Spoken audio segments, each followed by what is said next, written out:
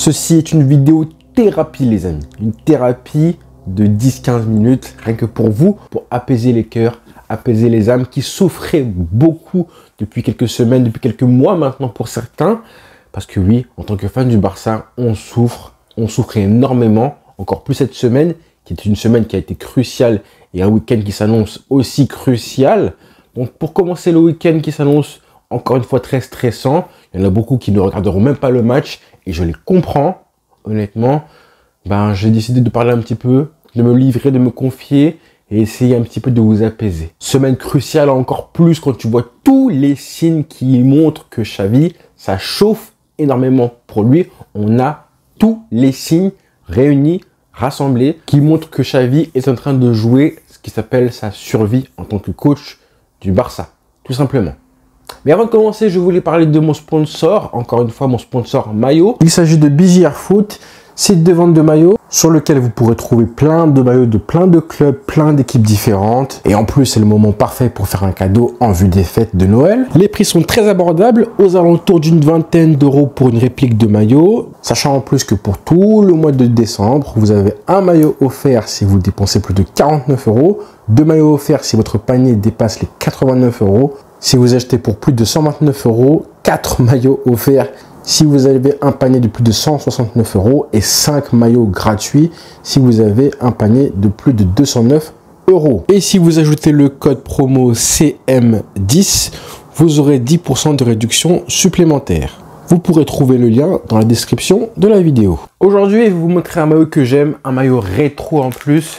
Et celui-là, qu'est-ce que je l'ai aimé. Le maillot 2012-2013 du FC Barcelone, le maillot de Messi avec ses 91 buts, enfin ses 100 buts en moins d'un an. Et moi, ça manque un petit peu les maillots comme ça, là, avec, voilà, pas forcément des bandes verticales bleues et grenat, avec en prime le badge de champion du monde des clubs. Mais aujourd'hui, pas le temps pour la nostalgie et les rétros, etc. Je veux porter le maillot actuel du club parce que la saison n'est pas encore terminée. Elle est loin d'être finie. Il faut continuer à se battre. Le Barça n'a pas encore baissé les armes, en fait. On est seulement à 7 points de Girona. C'est beaucoup, mais ça reste Girona. Probablement, ils vont perdre des points. Je pense que la priorité, c'est de regarder où se trouve le Real Madrid et ils sont à 5 points du Barça. Ce n'est pas irrémédiable. Alors attention, ça reste mauvais signe parce que les 11 dernières Ligas que le Barça a remportées au XXIe siècle, à chaque fois, le Barça faisait la course en tête et ensuite gérait son avance. Le Barça n'a jamais réussi à remporter la Liga en étant le chasseur, l'équipe qui chassait le premier et qui réussissait à le dépasser pour finir premier. Ça n'est jamais arrivé, en tout cas, au XXIe siècle. Je n'ai jamais vu ça, moi, de mes yeux, de supporters trentenaires. Et d'ailleurs, c'est pour ça que je regrette encore tellement fort le match nul stupide face à Mallorca de partout, alors que le Barça était premier, venait de prendre les commandes de la Liga et qu'il fallait juste continuer à rester premier pour être leader en vue du Classico et mettre la pression au Real Madrid. On n'a pas réussi à le faire et ensuite, la conséquence a été un match haute tension au Classico et tout ce qui s'est passé ensuite, vu que ce match a été un déclic. Mais bon, revenons-en à Xavi, parce que là, il a vraiment chaud aux fesses. Comme je disais, on a tous les signes qui montrent que là, la pression, elle est sur lui et que encore un ou deux mauvais résultats, et je pense qu'il sautera. Clairement, dès dimanche, en cas de défaite ou match nul, pour moi, ce sera très compliqué. On a atteint, on est plein dedans, on est clairement ce que j'appelle moi le fameux point de non-retour. J'ai appelé ça comme ça parce que je pense qu'on y est, clairement. On est dans cette espèce de zone, de période compliquée pour n'importe quel coach qui serait à la place de Xavi. Alors qu'est-ce que c'est le point de non-retour, Je le répète parce que voilà, des fois je bégaye, je bafouille, je sais que j'ai des problèmes d'élocution, je parle vite et tout. Là, je l'ai écrit bien comme il fallait pour vous l'exprimer, d'accord Alors, c'est le moment où un coach, un entraîneur, a mis une équipe dans une spirale négative, dans une telle spirale négative plutôt, qu'il est désormais impossible pour lui d'inverser la tendance, et même par quiconque, en fait. Peu importe comment s'appelle le coach, c'est-à-dire que même le meilleur coach du monde, de tous les temps si vous voulez, si par malheur, il a réussi, malheureusement, à mettre l'équipe dans la situation où se trouve le Barça aujourd'hui, ce serait impossible pour lui et pour quiconque d'inverser la tendance. Il faudrait forcément du coup un changement de coach, même si c'était Guardiola, même si c'était Cruyff, Ferguson, qui vous voulez, qui avait mis le club dans une situation comme le Barça se trouve aujourd'hui. Et je pense que la spirale est trop négative pour que le club se relève de la saison et des dégâts qui ont été faits en ce moment. L'équipe, elle est vraiment au fond du trou mentalement. Le problème, c'est que mentalement, il Il y a une perte de confiance qui est générale. On a beaucoup de joueurs qui sous-performent et beaucoup de joueurs qui sont en manque de confiance. Je pense à Rafinha, à Lewandowski, à Koundé, aussi Aurel Romeo, même si lui, c'est pas forcément très grave. Je pense à Baldé aussi. Donc, il y a pas mal de joueurs qui commencent à être sur la pente descendante au lieu d'être sur une pente stagnante, même en progression. La deuxième preuve qui montre qu'on est dans une zone de turbulence qui ressemble à un point de non-retour, c'est évidemment la toxicité autour du club. Les médias, on a pas mal de noms qui commencent à fuiter, hein. Je sais pas si vous avez vu un petit peu ce qui se dit. Rafa Marquez, Hansi Flick et tous les coachs qui pourraient remplacer Xavi. C'est pas un hasard. On a des échos aussi, comme quoi Deco, le directeur sportif du club, nous fait plus confiance en Xavi. Pas mal de dirigeants non plus. Ça veut tout dire pour moi. Sans parler des supporters, je pense que c'est le plus important en fait. C'est que nous, en tant que fans du Barça, on a du mal à voir les matchs, ça c'est sûr. Et on a du mal à aimer l'équipe qu'on voit en fait. On a un rejet pour l'équipe qu'on voit. Et à partir de ce moment-là, c'est qu'il y a une cassure entre les supporters et l'équipe. Je pense que c'est le plus grave en fait. Je pense à toutes ces personnes qui ne regardent même plus les matchs du Barça et je pense qu'il y en a pas mal qui en font partie parce que ça leur fait du mal. Ça leur fait du mal de voir l'équipe jouer comme elle joue. Parce que non seulement quand tu prends ta télécommande, bah, tu sais très bien que tu vas passer 1h30 à t'ennuyer, hein, pour ne pas être vulgaire. Non seulement en plus tu vas voir l'équipe qui aura des chances de perdre le match et ou des points. Donc forcément ça te fera du mal de voir ça. On a un Barça qui prend énormément de buts. Hein, 4 buts face à Girona, 3 buts face à Antwerp. Donc voir ça 90 minutes où tu vois ton équipe manger des buts stupides en plus. Des buts vraiment casquette de schlag. De voir des jeunes joueurs comme Marc Guiou, comme Pedri se buter, Lamine Yamal pareil, se buter, mettre de l'envie, mettre du cœur pour essayer de porter ce Barça alors qu'ils ont 19, 20, 21 ans. Et quand tu vois les darons comme Lewandowski gâcher des occasions stupides, tu vois Marc Guiou qui a 21 ans, qui rentre en jeu et qui met 10 minutes pour marquer un but, bah forcément, t'es dégoûté par cette équipe-là. C'est normal, c'est humain.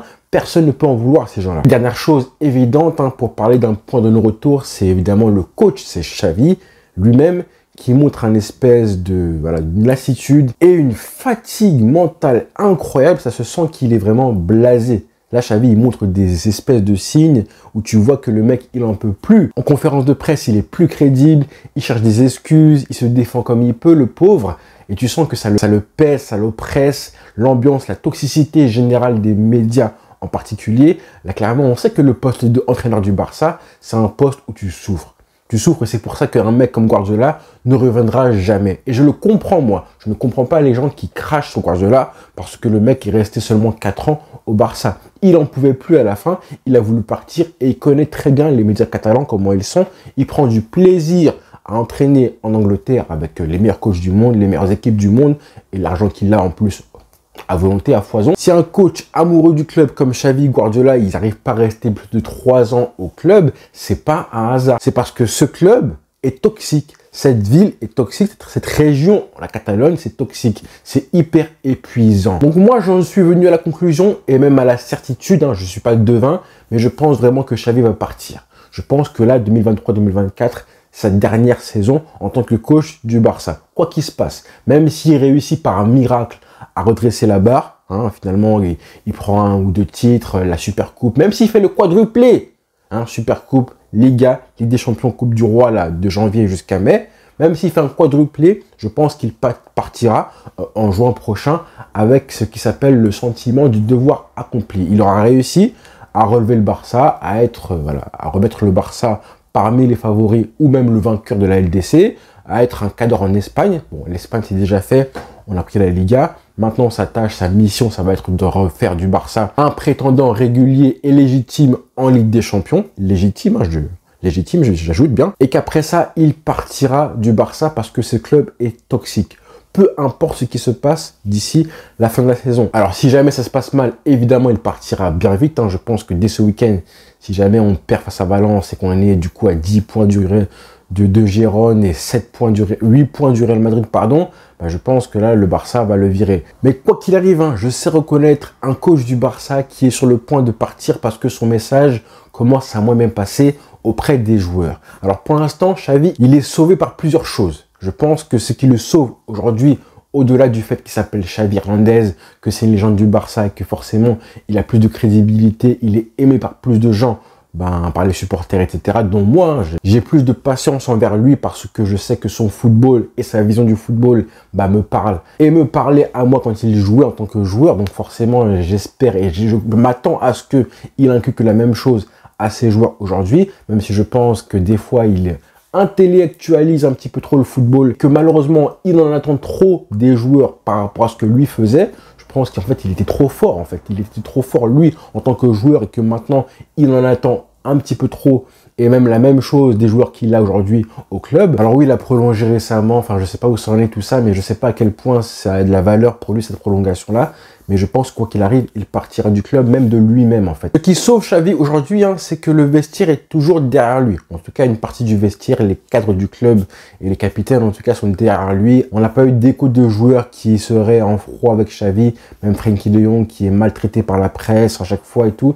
On n'a pas de joueur qui est en froid avec Xavi. On n'a pas eu d'écho de la presse, comme quoi le message ne passe plus auprès des joueurs, même s'il y a des petits doutes apparemment. Le vestiaire est toujours derrière Xavi pour l'instant. Et ça, c'est hyper important parce que c'est pour moi le dernier fusible. Hein. Si jamais Xavi perd son vestiaire, pour moi, ce sera terminé et il devra partir. Ou si jamais le directeur sportif du club, à savoir Deco, sent qu'il y a une scission entre les joueurs et le coach, là, je pense qu'il partira même dès demain. Après, le problème, si tu vires Xavi, c'est pour ramener qui, hein? C'est toujours la même histoire. À l'époque, on savait très bien que si Koeman partait, c'était pour amener Xavi et un coach qui allait redresser le Barça. Mais le timing est hyper important quand vous licenciez un coach et quand vous en ramenez un autre. On s'en rappelle en 2020, par exemple, quand Ernesto Valverde est parti du club, à l'époque, je trouvais que c'était pas forcément une solution intéressante de le virer en janvier 2020.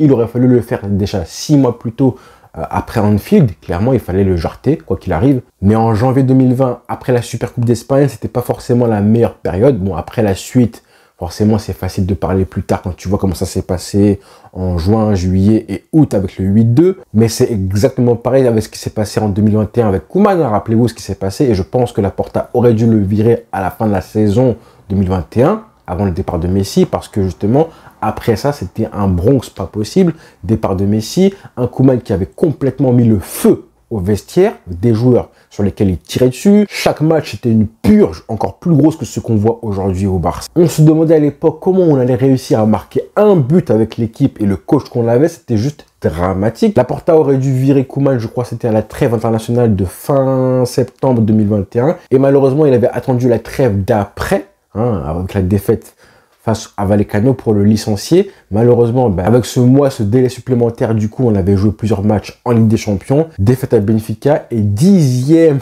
de Liga, forcément. 10e au mois d'octobre 2021. La saison était déjà foutue pour la Liga. Il fallait juste la sauver. Alors que peut-être que s'il avait viré plus tôt, je pense qu'on aurait pu prétendre à continuer à remonter et à rester en Liga plus longtemps et se battre pour le titre. Donc le timing. Si on vire Xavi aujourd'hui, d'accord, mais pour amener qui? Et le coach que tu ramènes, est-ce que tu le gardes pour 6 mois, un intérimaire, ou alors un coach confirmé pour 2-3 années supplémentaires? Qu'est-ce qu'on en pense si on met Xavi sur le côté pour faire venir Rafa Marquez pour 6 mois? Est-ce que ce serait une bonne solution? Ça, je sais pas. Peut-être que ce sera le cas, mais je ne sais pas. Je suis pas sûr parce que on a pas mal d'échéances à venir. Là, très prochainement, en janvier, la Super Coupe d'Espagne qui sera hyper importante. En février, les 8e de finale. On verra le tirage au sort ce lundi. Du coup, je ne sais pas si avec le séisme et le traumatisme que tu vas infliger au club et aux joueurs, à l'effectif global qui va forcément être un petit peu sous le choc de voir Xavi licencié, forcément, ça va avoir des répercussions sur les joueurs, leur confiance, leur stabilité, leur jeu, leur projet de jeu, etc. Forcément, licencier un coach, souvent ça a des effets positifs, ça veut dire provoquer un espèce d'électrochoc mental aux joueurs. Mais ça, c'est un truc qui dure très peu de temps. En général, 1 mois maximum, un électrochoc. Mais ensuite, il faut se remettre à travailler. Donc, attention à pas un petit peu trop chambouler la stabilité des joueurs qui en ont besoin aujourd'hui. Des joueurs en plus, pas mal de joueurs, des recrues qui sont venus en partie parce que Xavi était le coach. Parce que quand tu t'appelles Lewandowski, tu es une superstar mondiale. Ou Koundé aussi, qu'il a appelé Xavi. Et que là, justement, Xavi t'appelle au téléphone et te parle du projet du Barça, dit qu'il te veut au club. Forcément, ça a plus de valeur que quand c'est Valverde ou Koeman, forcément, ou Sétienne, peu importe. Forcément, ces joueurs-là, il y a une espèce, pas un attachement, mais une affiliation logique, naturelle et logique avec Xavi, et même pour les jeunes joueurs qui sont montés, Baldé, Fermin Lopez, tous ces joueurs qui sont montés en équipe première avec Xavi, forcément, il y a un lien qui s'est créé. Donc voilà les amis, c'était une vidéo pour essayer d'un petit peu apaiser vos cœurs. Mais bon, je sais pas si j'ai réussi du coup. En tout cas, ça va être un week-end hyper important avec le match face à Valence. Peut-être que maintenant qu'on est à 5-7 points du Real Madrid et de Girona, on va un petit peu moins stresser devant les matchs. Enfin, les joueurs, je parle des joueurs qui vont un peu moins stresser et vont se concentrer à gagner un match après les autres. D'accord? Gagner d'abord une victoire, puis une deuxième, puis on commence un cycle où l'équipe est un peu plus, du coup, centrée sur elle-même, regarde moins le classement comme ça, avec la peur de perdre des points et le titre du coup. Là, il faut gagner des matchs, enchaîner les victoires en vue de la Super Coupe d'Espagne ensuite en janvier, qui pourrait du coup amener un espèce de boost de confiance et de la tranquillité au club. Là, il y a une espèce d'instabilité, une toxicité extrême au club qui doit être évacuée parce que les bons résultats, les victoires ne pourront pas arriver avec une ambiance comme c'est le cas aujourd'hui. C'est impossible. Il y a trop le feu au club. Tous les jours, plusieurs fois par jour, on a une info comme quoi il se passe ceci au Barça, ceci à l'entraînement. C'est juste invivable. Invivable pour les joueurs qui ne pourront pas être l'esprit tranquille quand ils vont jouer. Invivable pour Xavi